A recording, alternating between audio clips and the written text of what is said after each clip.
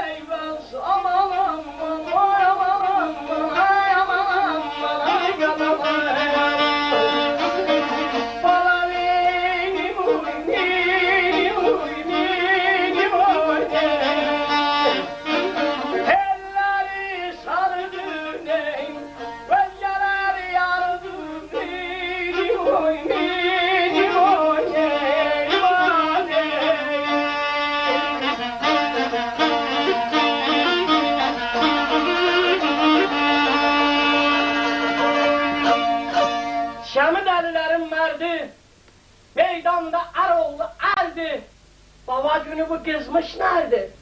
Bu gələn eyvəz, bu gələn. Dedi baba bu balabansız ilfiqardı bundan. Dedi yox, Nigar bilmirsən. Baba günü bu qızmış nərdi bu gələn, eyvəz bu gələn. Alış edin parasın.